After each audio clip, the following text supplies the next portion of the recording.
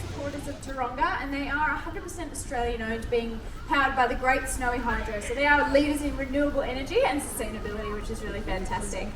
Now, like I said, you are about to meet some of our seals, and the first seal you're going to be meeting is a California sea lion. So they're not native to our shores.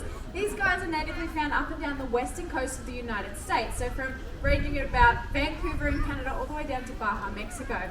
Now, Murphy is actually the oldest seal that we have here at Taronga Zoo. He's 17 years old. Wow. So in the wild, he would be nearing the end of his life, but being in a zoo environment with plenty of healthcare and good food and a very easygoing lifestyle, we expect he's going to keep on chugging into his hopefully mid to late 20s.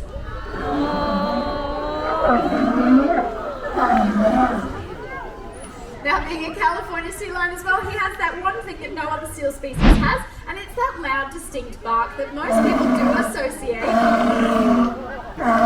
with seals. Thank you very much, Murphy. Now, Murphy's out to demonstrate a really important part of our jobs as keepers, and that is training our animals' behaviours so that we can better look after them. So husbandry behaviours or cooperative care behaviours are things that we can teach our animals that allow them to control and to participate in their own day-to-day healthcare. So we can train them things to, for example, like asking them to hold nice and still on a hand tugger while we inspect their eyes and their ears. This is really great, especially in aging animals as well, if we do need to administer any treatments. We can ask them to open up their mouths on cue, and Murphy has even been trained to accept a toothbrush in his mouth to try and keep his dental hygiene up as he gets older. And we can also train them to present different parts of their body. So asking him to present a flipper is really important so we can check the underside, make sure that any calluses or anything aren't getting too thick, and make sure he doesn't have any grazes or scratches. Now, another thing we can ask our seals to do is to simply do nothing. So asking them to lie down nice and still while we can touch all over their bodies allows us to be able to do really thorough physical inspections of our animals, and also we can manipulate different parts of their body, so move their tail, move their rear flippers, and this is also a really good position if we ever need to x-ray or ultrasound our animals.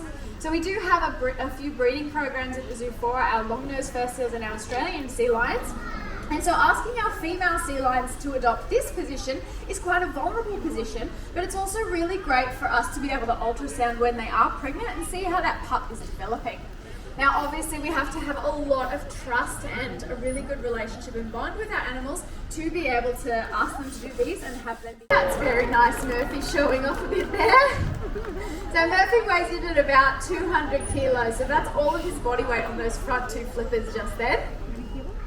But they are incredibly powerful animals. But Murph, I think you've done a really good job, bud, so all you have to do is wave goodbye. Very nice, Murphy. Bye.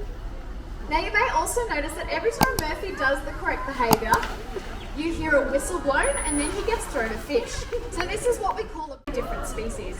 But here's little Moby, wanting to pull on that rope. And Moby's out here to demonstrate another really important training tool that we use with our animals. It's called shape discrimination. So Moby has been trained to, when he hears the whistle blown twice, to report to his shape. His shape is the silver star in Keeper Jose's hand. So we'll see how it goes. We're going to double bridge or double whistle and go crazy for him if he gets it right. Good job, Moby. This training is really important not only for our animals and their mental stimulation, but it's also really great for us to be able to ensure that all of our seals get the right amount of food. So if you can imagine, we have a lot of our seals all socialising in the same pool. Some are obviously bigger, stronger or faster than others, and we want to make sure that everyone gets their fair share. So by blowing that whistle twice and training every one of our seals to report to their shape when they hear that whistle, not just their trainer or anything like that, it means that they always get their opportunity to feed, and it's also a fun game for them as well. So we change it up, we move the trainers, we move the shapes, we even bring in our amazing students as well to help us out, and that way it becomes really positive for our seals, and it gets them thinking as well, and they don't just expect to go to the same person every single time.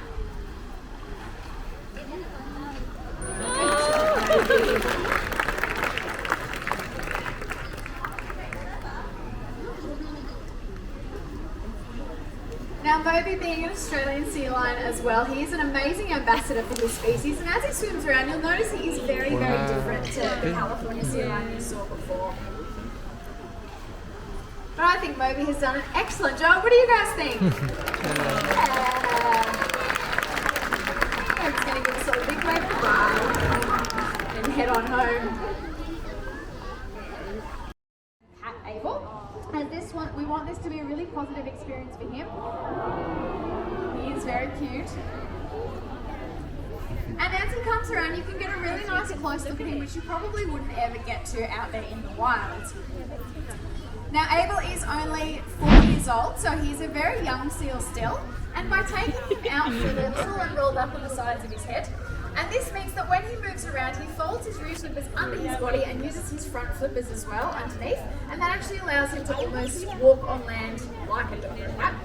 And this allows him to move really, really easily and quite quickly, and eared seals can actually outrun us over short distances. So if you do ever find seals on a beach where you are, the best thing is to not approach, as they are very, very quick and can be quite defensive of their territory. Now as Abel moves around as well, you'll notice that every time he gets a fish, he folds his whiskers forward. Now seals' whiskers are incredibly important for their survival, as they do allow them to sense the vibrations made by fish when they're in the water, and this is really important if they ever need to hunt at night when it is dark, or if there's been a storm and the water is quite murky. Again, we'd just like to remind everyone, please do stay seated for us, just so that we can ensure that Abel has a really great experience. He gets to do this a lot more frequently as he gets older. Now being a fur seal is showing off, he may be little, but that's still about 40 kilos on those front flippers, so it's still pretty impressive. He's going to wave goodbye. Thank you so much, Abel. Very adorable. Well, we really, really appreciate you all joining us here today, but stay right where you are because our seals and trainers will be back out to say their final farewells. But just remember that